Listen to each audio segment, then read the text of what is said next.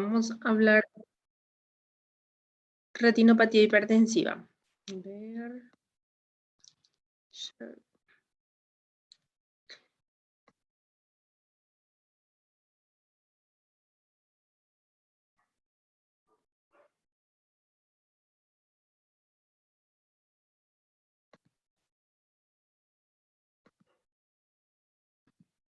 Ay, no sé. No puedo compartir. Share. Ahí está.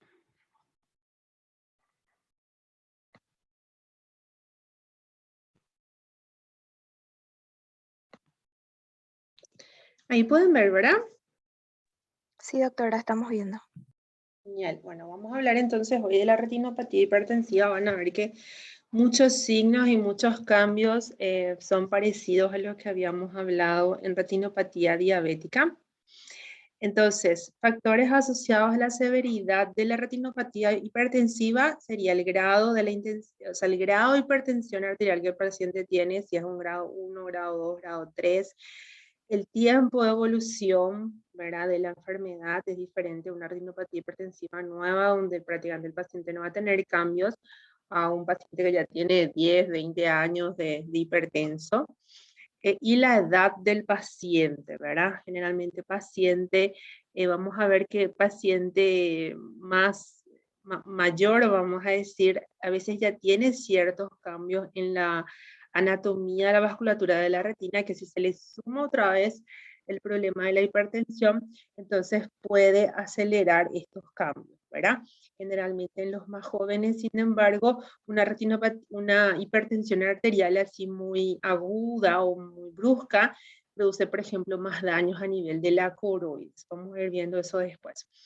Y evidentemente, si es que tenemos enfermedades sistémicas concomitantes, como la diabetes, las enfermedades renales, o enfermedades de tejido conectivo, por ejemplo, tipo lupus, que produce también vasculitis, inflamación de los vasos, todo eso agrava o puede complicar la evolución de nuestra retinopatía hipertensiva, así como hablamos la vez pasada. Recuerden que dijimos con un paciente diabético, que además es hipertenso, ambas patologías suman sus daños a nivel de los vasos y hay una tendencia a que progrese más rápido o se complique más fácil, ¿verdad? Entonces, la retinopatía hipertensiva es una patología que está caracterizada por una serie de cambios que se producen a nivel de la vasculatura de la retina en aquellos pacientes que sufren de hipertensión arterial. Entonces, la hipertensión puede alterar la retina a nivel de la retina propiamente dicha, o a través de las estructuras adyacentes como son la coroides, y generarnos hacia una coroidopatía hipertensiva, o de neuropatía óptica hipertensiva, que solemos ver ya cuando el paciente tiene una hipertensión arterial muy descontrolada, ¿sí? Presiones por encima de 220, por ejemplo. Principalmente si es algo agudo, entonces tiende a producir una neuropatía óptica hipertensiva con una inflamación de la cabeza del nervio óptico y un edema de papila que es clave para diagnosticar este trastorno, ¿verdad? Generalmente cuando tenemos una coroidopatía hipertensiva, entonces los cambios coroidos, como dijimos, suelen verse más en pacientes más jóvenes y cuando sufren una hipertensión aguda, ¿sí? En los hipertensos mayores y con una hipertensión más crónica, generalmente vemos pocos cambios a nivel de la coroides y más a nivel de los vasos mismos de la retina, ¿sí? O signos a nivel de la retina. Y la retinopatía hipertensiva, que es la respuesta primaria de las arteriolas retinianas a la hipertensión, donde se produce, vamos a ir viendo los signos, pero generalmente comienza con un estrechamiento o una vasoconstricción localizada, que después se va manifestando ya en forma difusa en la retina. Ustedes me van parando, chicos, si es que tienen alguna duda. Entonces, ¿cuáles son los hallazgos clínicos que nosotros podemos ver en la retinopatía hipertensiva? Podemos ver zonas de estrechamiento arteriolar que, como dijimos, pueden ser focal o difuso. Creo que después hay una foto donde podemos mirar mejor estos signos. podemos encontrar entrecruzamientos patológicos entre las arterias y la vena. Como sabemos, si nosotros miramos en esta foto, vemos que acá tenemos el nervio, a través del nervio llega la arteria central de la retina y sale la vena central de la retina, ¿verdad? Y se dividen, si recuerdan, en 4 ramas principales. Las 2 superiores, temporal y nasal, y las 2 inferiores, ¿verdad? También temporal y nasal. Y si se fijan acá, cada vena va más o menos acompañada por su arteria. Fíjense acá cómo se acompaña la vena, que es siempre la más gruesa, y la arteria, que es la más fina. Y lo mismo en los meridianos nasales, ¿verdad? Y en algunas zonas se cruzan, se aproximan y se cruzan. Normalmente este cruce tiene que ser leve, ¿verdad? Pero en el caso de la retinopatía hipertensiva, vemos como este encruzamiento se vuelve patológico porque eh, generalmente se apretan, ¿verdad? Y incluso una desvía el trayecto de la otra. Vamos a ir viendo fotitos para que puedan entender mejor. Y a eso le llamamos cruces patológicos o entrecruzamientos patológicos. También podemos ver esclerosis arteriolar. Eso significa que los vasos que ustedes ven acá, que son rojos porque están transportando sangre, se van volviendo cada vez más blancos, ¿verdad? Incluso cuando ya son totalmente blanquitos, le llamamos vasos fantasmas, porque realmente son totalmente blancos. Otro signo es el aumento de la tortuosidad arteriolar desde este trayecto. Todas las arterias siempre tienen un trayecto con pequeñas ondas, ¿verdad? Pero hay casos donde eso aumenta más y vamos viendo verdaderas onditas, ¿sí? Yo no sé si les puse una foto, pero vamos a ver si les puedo mostrar después en Google, ok, creo que no les puse foto. Y ángulo de las ramas aumentadas, o sea, viene el vaso y de repente parece como que en vez de seguir derecho, hace esto, cambia 90 grados su trayecto, ¿sí? A eso se refiere ángulo de las ramas aumentadas. Entonces, estos son hallazgos clínicos que podemos ver en la vasculatura de la retina secundaria a la hipertensión arterial. El primero que vamos a hablar entonces es el estrechamiento focal, generalmente al inicio es focal y después se va volviendo difuso, ¿verdad? Esto se debe a la respuesta primaria de las arteriolas a la hipertensión, que es el estrechamiento o vasoconstricción. Creo que esta es la zona donde mejor, o la fotito donde mejor van a ver esto. Ven acá viene está el nervio óptico, la papila, ¿verdad? Viene el vaso, y fíjense cómo en esta zona se afina realmente el vaso y después otra vez tiene un grosor o un espesor prácticamente normal. ¿Sí? En el estadio inicial de la vasoconstricción, esto se produce entonces por vasospasmo, aumento del tono arteriolar, debido a la autorregulación local ante el aumento de la presión, y una persistencia de esta hipertensión lleva a un engrosamiento de la íntima e hiperplasia de la pared media, lo que como consecuencia produce estas constricciones que, como dijimos primero, son focales, pero con el tiempo se van haciendo ya difusas. Acá voy a aprovechar esta fotito para mostrarles lo que les dije de la tortuosidad. Fíjense, porque creo que no hay otra foto más adelante. Fíjense este vaso, como viene, acá obviamente se estrechó, pero vamos a suponer que no estaba estrechado, y fíjense cómo el trayecto es más o menos recto, ¿sí? Puede tener como acá, por ejemplo, pequeñas curvitas, pero fíjense en esta foto, donde en realidad no era para mostrarles eso, pero voy a aprovechar cómo están los vasos todos muy tortuosos, muy ondulados. Creo que se ve súper bien en esta foto, ¿sí?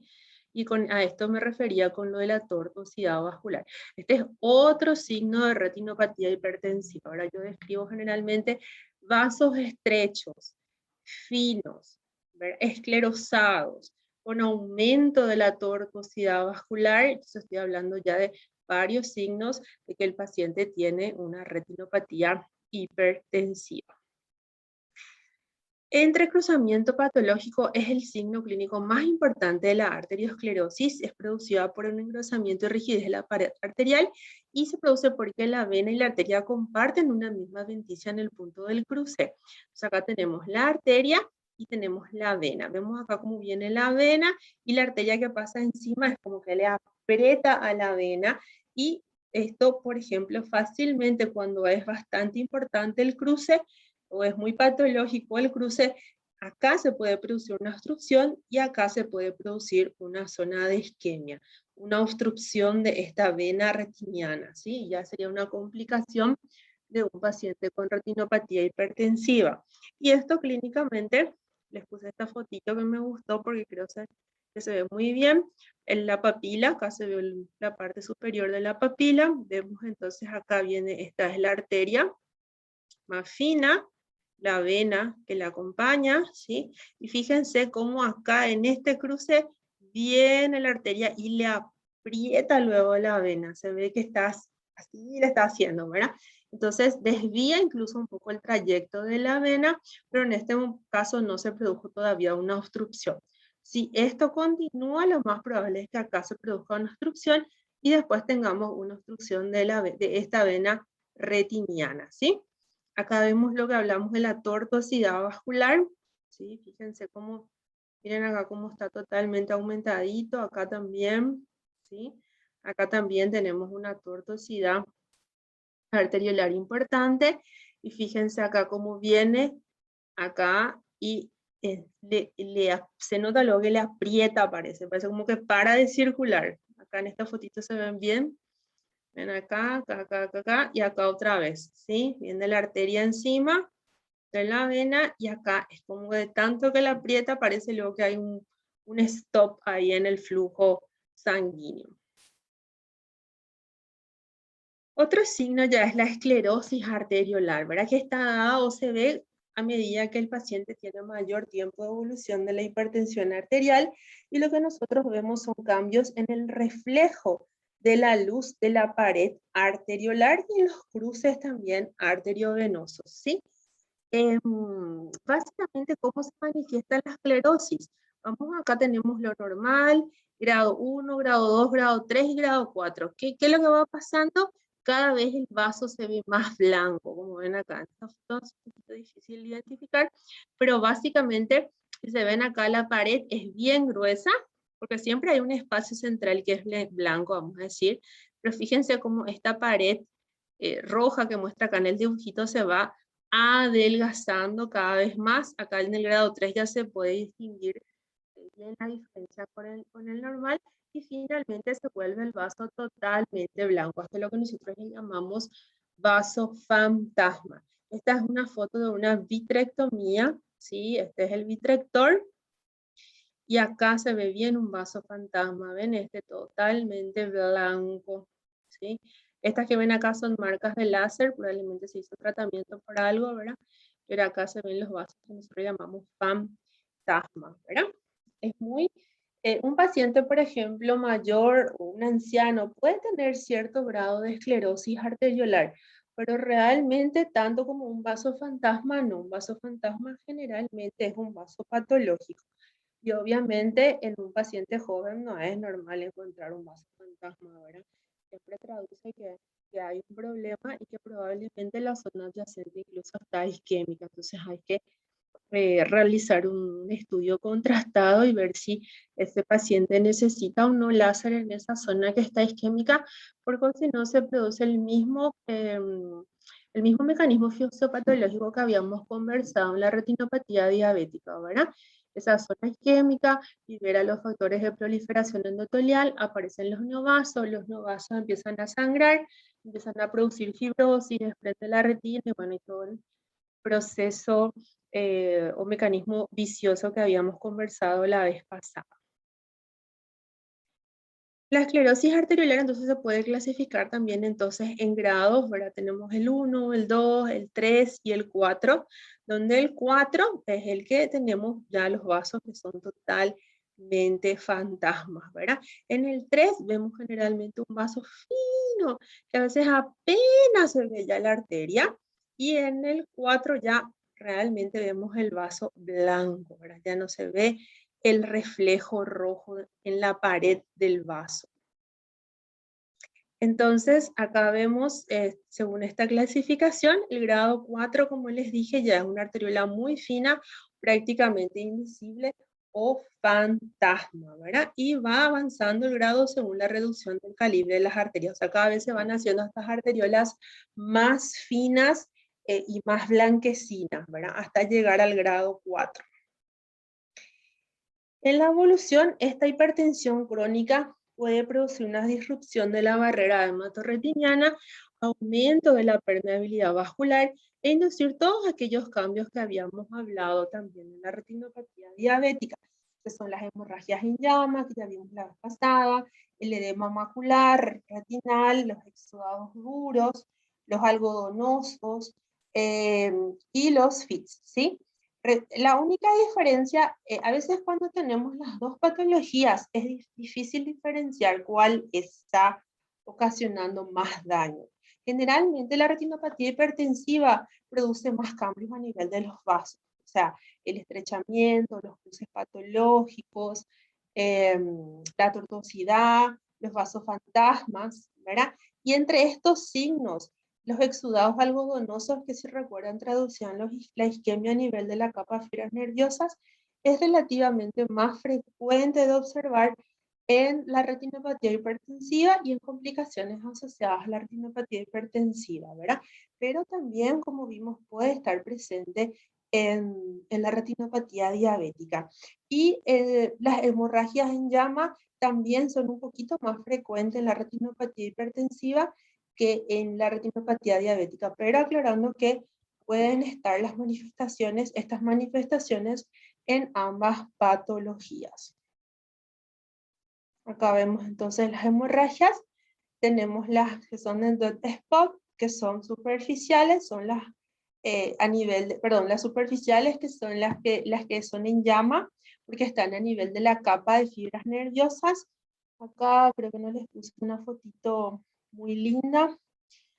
Acá más o menos se notan unas en llamas, que son aquellas que habíamos hablado, que son como pinceladas, ¿sí?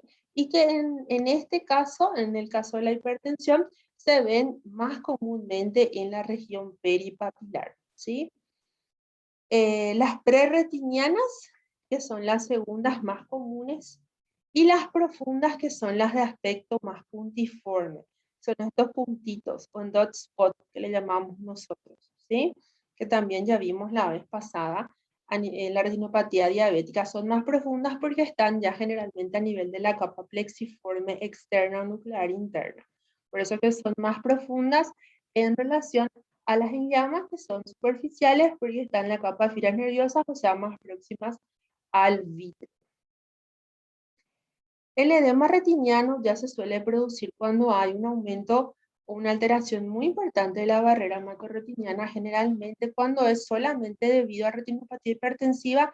Se ve en el caso de retinopatías hipertensivas malignas, o cuando hay alguna complicación secundaria a la retinopatía hipertensiva, ya sea una oclusión de vena central de la retina o una oclusión de un ramo venoso retiniano, que puede ser el temporal, el nasal. A veces se producen oclusiones hemirretinianas, por ejemplo, las dos superiores o las dos inferiores, ¿sí?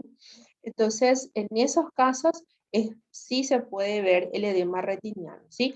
No es, en el caso de la diabetes, por ejemplo, un edema de mácula, podemos tener una retinopatía hipertensiva, una retinopatía diabética leve, moderada, incluso con edema de mácula. Ya no hace falta que mi retinopatía diabética sea severa, muy severa o proliferativa para que yo tenga edema. En el caso de la retinopatía hipertensiva, sí, generalmente es raro con una retinopatía hipertensiva leve que yo tenga un edema de mácula. Sí, es más frecuente ver en el caso de que tenga una retinopatía hipertensiva maligna, ya con una neuropatía incluso, o compromiso del nervio óptico, ¿sí? Los exudados duros son los mismos, es el mismo hallazgo que habíamos descrito en la retinopatía diabética, son depósitos de extravasación de lípidos y colesterol a nivel de la capa plexiforme externa. Se ven como puntos blancos, amarillentos, bordes bien definidos, generalmente cuando tienen un patrón circinado o estrellado, ¿sí? O sea, sí, circinado quiere decir formando un circulito. Y estrellado sería este patrón, ¿se ven acá? Sugieren antigüedad o gravedad, ¿sí? Este estrellado está muy asociado, por ejemplo, a la neuropatía óptica hipertensiva. En ese caso, lo que se suele ver. Y los exudados algodonosos, que son isquemia a nivel de la capa de fibras nerviosas, debido obviamente a una oclusión arteriolar, y estos exudados suelen desaparecer así espontáneamente en 4 a 6 semanas. Los duros no suelen desaparecer, pero estos sí pueden llegar a desaparecer en forma espontánea y se ven como unas lesiones, se llaman algodonosas porque son más blanquecinas, bordes más difusos, menos definidos, ¿verdad? Y también en el caso de, al igual que las hemorragias en llama, acá por ejemplo se ven hemorragias en llama, suelen estar más localizadas en el caso de la hipertensión arterial en la región peripapilar, alrededor de la papila. Esta es básicamente la clasificación que más solemos usar en cuanto a retinopatía hipertensiva, donde grado 0 no hay cambios, grado 1 hay un estrechamiento arteriolar apenas detectable, sabemos los vasos finos, estrechos, ¿sí? Grado 2 tenemos los vasos finos, estrechos, y ya veo generalmente muchos cruces patológicos, aumento de la tortuosidad vascular. En el grado 3 sumado a eso ya veo hemorragias y exudados, ya sea exudados duros o exudados blandos, que les dije que es más frecuente en esta patología. Y en el grado 4, sumado a todo lo anterior, ya tengo un compromiso de la papila, ¿sí? Un edema de papila. Entonces, y de acuerdo a eso decimos que es más o menos leve, moderada, severa y retinopatía hipertensiva maligna.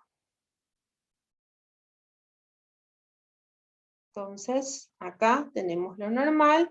Grado 1, el estrechamiento es lo más importante. El grado 2 tenemos un estrechamiento ya con otras alteraciones, vasos más, cruces más patológicos, como ven acá, por ejemplo, acá ven el cruce no es tan patológico, acá sí ya en esta zonita se puede demostrar como la vena ya está muy apretada, los vasos ya son más tortuosos, ¿sí? Grado 3 ya tenemos, acá en la fotito no hay, pero ya tenemos hemorragias, ya tenemos exudados, y en el grado 4 ya tenemos generalmente compromiso de la papila y tenemos vasos entonces fantasmas, ¿sí?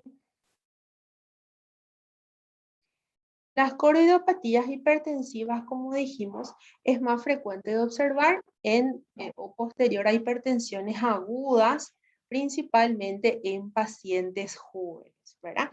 Y los signos son un poco diferentes. En este caso, tenemos estas manchas de Elshing, que son estas manchas que ustedes ven en la retina, perdón, en la coroides, ¿sí? ¿Por qué yo sé que está en la coroides?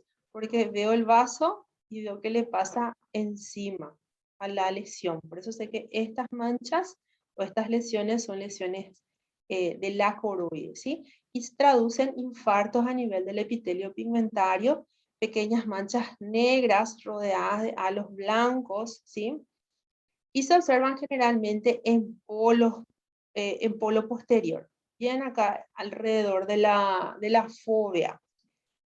Y son signos de un daño acelerado, pero generalmente si es que se resuelve la hipertensión, como suele ser aguda, suele quedar ahí, ¿verdad?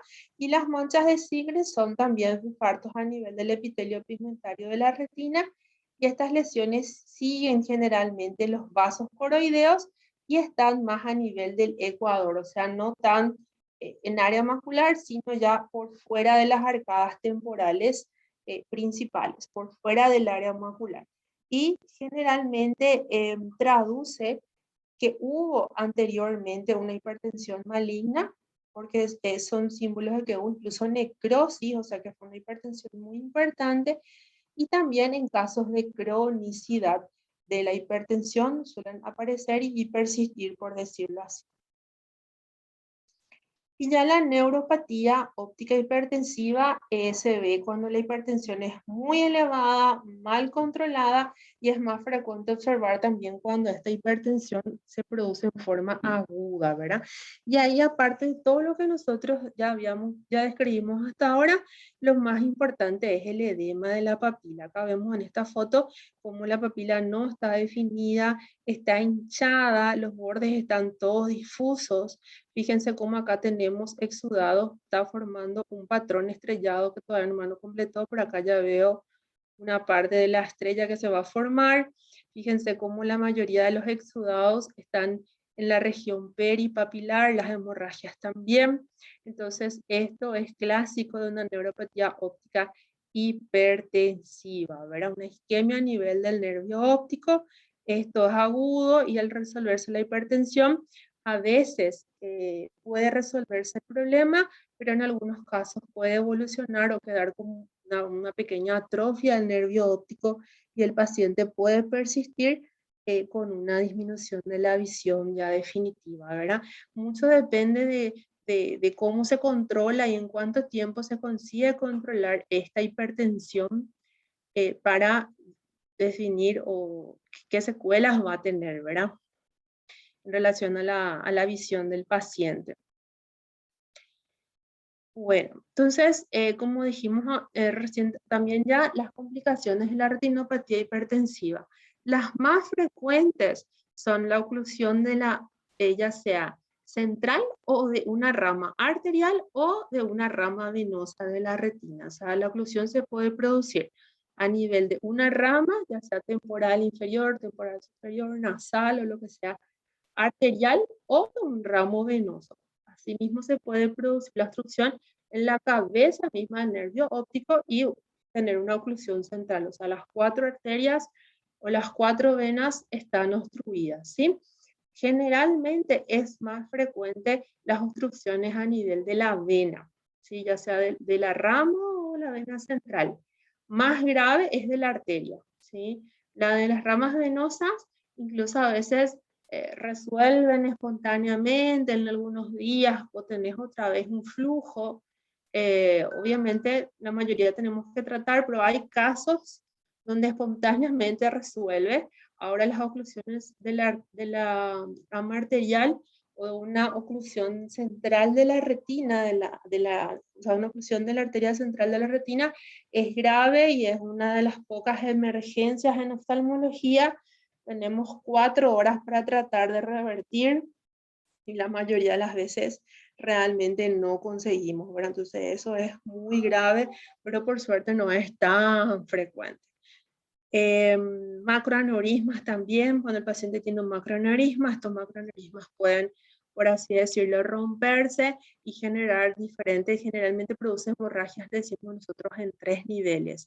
Hemorragia en el vítreo, hemorragia intrarretiniana y hemorragia también subretiniana, ¿verdad? Cuando se rompe un macroaneurisma, entonces solemos tener, muchas veces vemos el macroaneurisma, muchas veces no vemos, pero si tenemos hemorragias así en estos 3 niveles, tendríamos que sospechar que pudo haberse roto un macroaneurisma.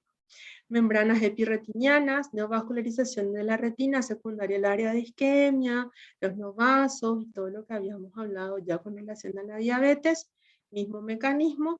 Eso puede llevar a las hemorragias vítreas, o estas hemorragias vítreas pueden ser secundarias, por ejemplo, a una oclusión central o a una oclusión de ramo venoso retiniano, que también puede asociarse al edema macular, ¿verdad? Y el edema macular que también podemos ver, como dijimos, en el caso de la neuropatía óptica, ya cuando la hipertensión es maligna. Entonces, eso es todo. No sé si tienen alguna duda.